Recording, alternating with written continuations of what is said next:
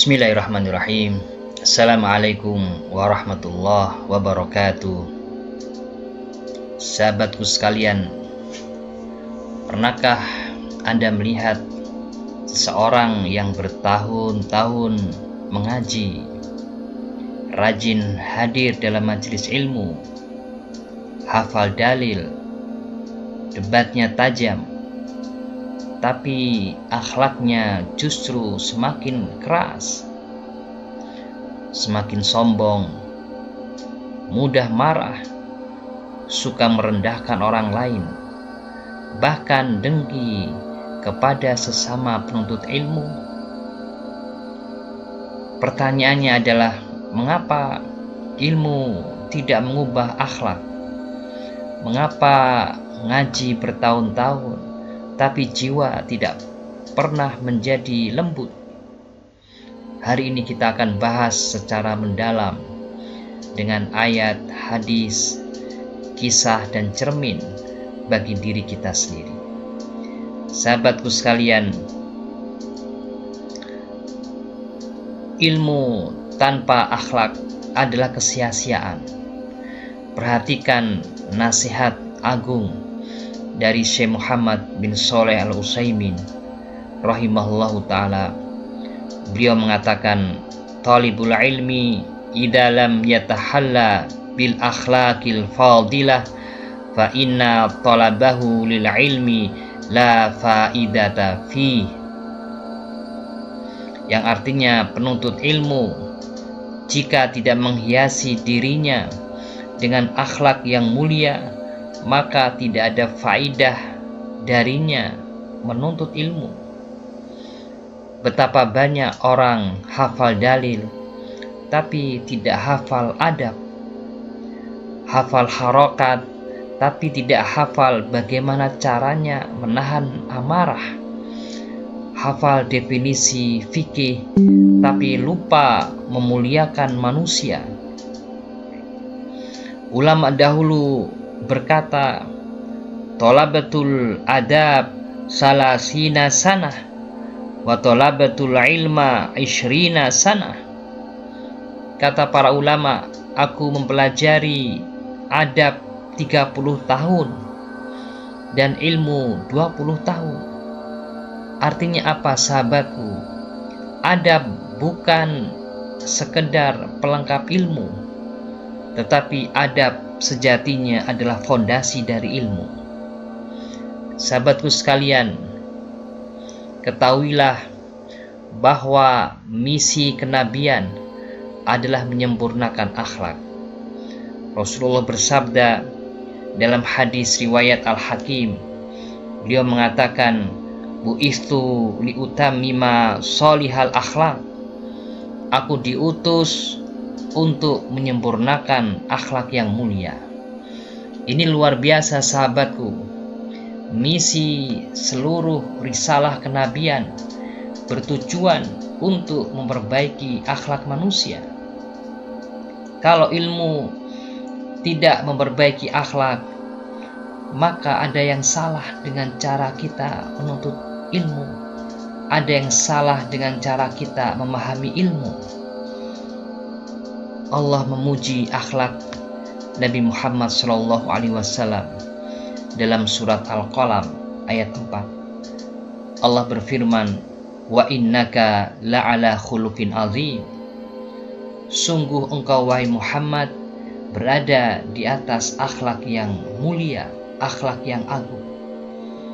Dan Aisyah radhiyallahu ta'ala anha berkata, kana khuluqul Qur'an.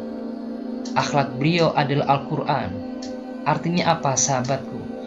Setiap ayat yang kita hafal harusnya terlihat dalam akhlak kita.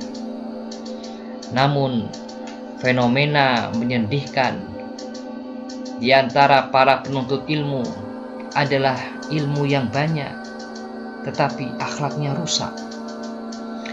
Sehingga banyak kita dengar ada orang yang mengatakan dia sudah lama ngaji tapi kok pemarah, ilmunya tinggi tapi lisannya tajam, suka menuduh, mencela, dan merendahkan orang lain.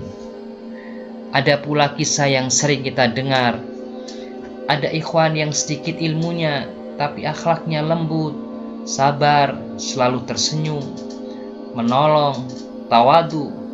Banyak orang dekat dengannya karena akhlaknya.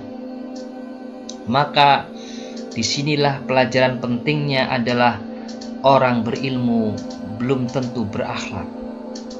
Namun orang berakhlak pasti memegang ilmunya.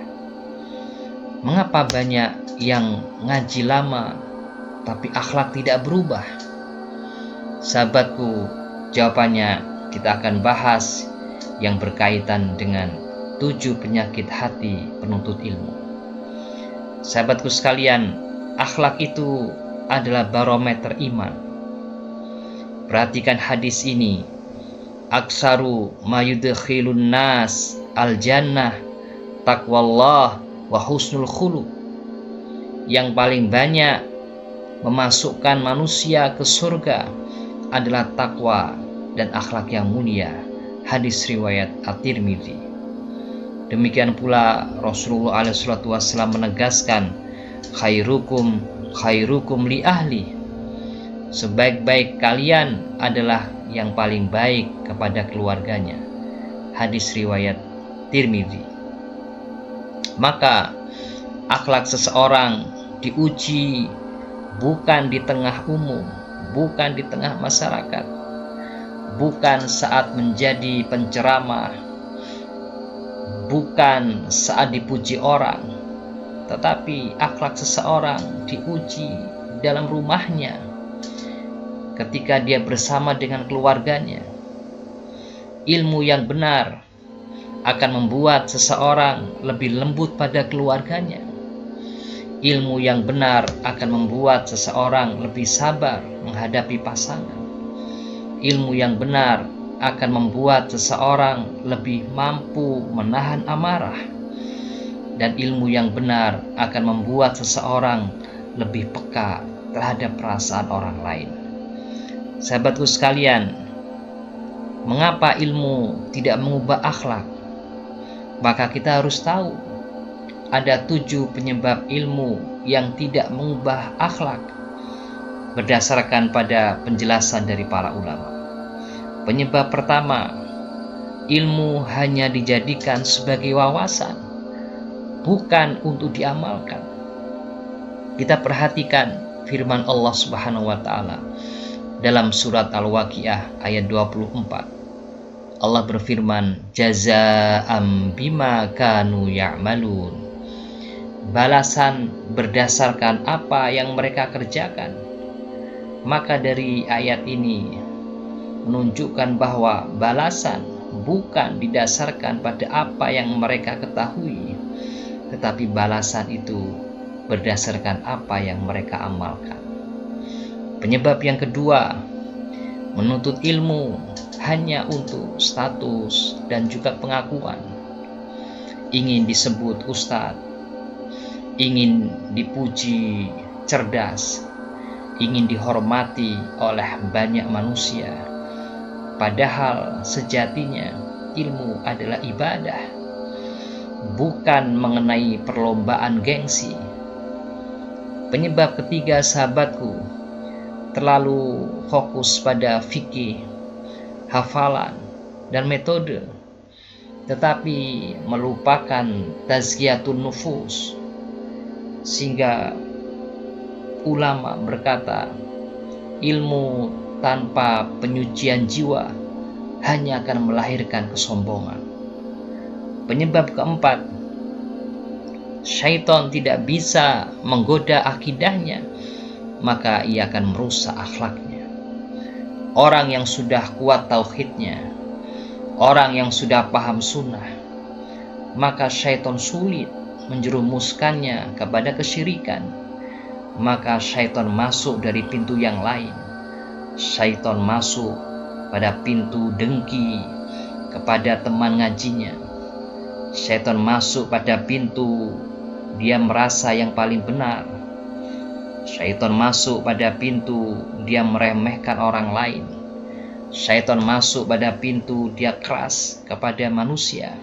Syaitan masuk pada pintu, dia memaki, tetapi dengan dalil. Inilah tragedi yang merupakan fenomena saat ini. Kemudian penyebab yang kelima, merasa ilmunya yang paling benar, sehingga dia merasa yang lain sesat, yang lain tidak paham. Saya yang paling ilmiah. Padahal sejatinya dengan ilmu seharusnya membuat orang menjadi semakin rendah hati. Dengan ilmu seharusnya menjadikan seseorang menjadi lebih tawadhu. Penyebab yang keenam adalah karena akar hatinya kotor. Imam Ibnul Qayyim Al-Jauziyah berkata, semakin bertambah ilmu seseorang, maka semakin bertambah tawadhu dan kasih sayangnya. Maka jika semakin bertambah ilmu tapi semakin keras dia, maka bukan ilmunya yang salah, bukan menuntut ilmunya yang salah, tapi yang salah adalah hatinya, karena hatinya bermasalah. Penyebab yang ketujuh, tidak belajar adab secara khusus. Ulama salaf belajar adab dahulu sebelum ilmu. Para ulama salaf belajar adab dulu selama 30 tahun. Kita hari ini langsung ingin menjadi ahli fikih hanya dalam waktu 3 bulan. Adab tertinggal jauh. Akhirnya ilmu tidak membekas dalam jiwa. Sahabatku sekalian, apa itu akhlak yang mulia? Ulama menjelaskan mengenai definisi dari akhlak yang mulia. Para ulama menjelaskan bahwa akhlak mulia itu adalah badlun nada wa kaful adza wa ihtimalul adza. Akhlak mulia itu, kata para ulama, berbuat baik kepada orang lain, tidak menyakiti orang lain, dan mampu menahan diri saat disakiti. Indah sekali sahabatku definisi akhlak mulia menurut para ulama.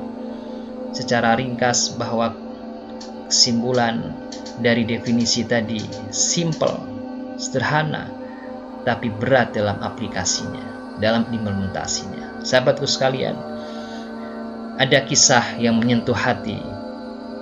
Suatu ketika ada seorang murid yang dikenal keras, mudah marah, dan merasa yang paling benar. Ia selanjutnya bertanya kepada gurunya, "Wahai guru, mengapa amalan dan akhlak saya tidak berubah? Padahal saya sudah belajar bertahun-tahun." Maka sang guru menjawab, "Karena engkau belajar untuk mengalahkan manusia.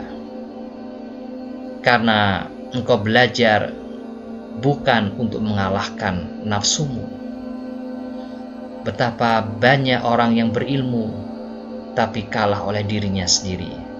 Sahabatku sekalian, maka agar ilmu mengubah akhlak, maka perbaiki niat. Perbaiki niat sahabatku.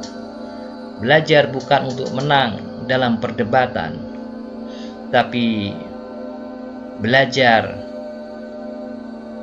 hakikatnya adalah belajar menang untuk melawan hawa nafsu.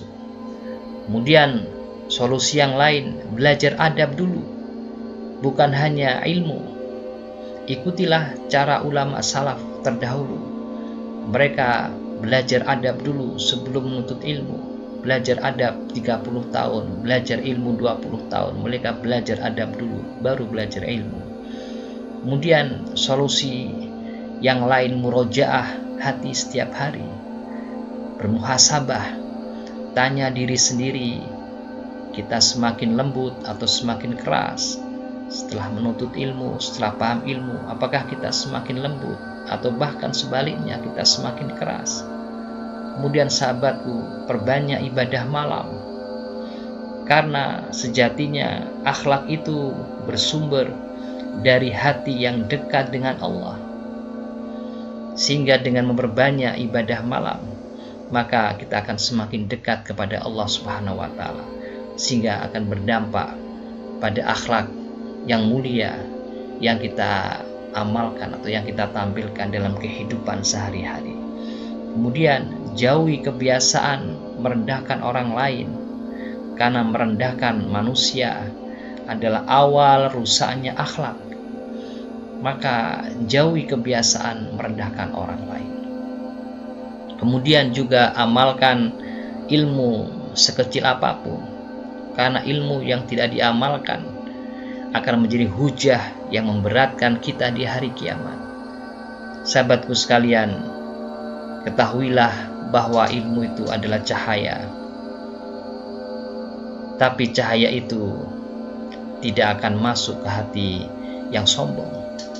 Semoga Allah Subhanahu wa taala menjadikan ilmu kita sebagai pemurni hati, penyembuh jiwa, dan penuntun akhlak kita.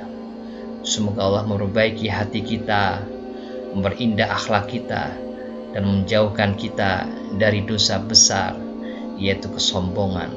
Amin amin ya rabbal alamin. Wassalamualaikum warahmatullahi wabarakatuh.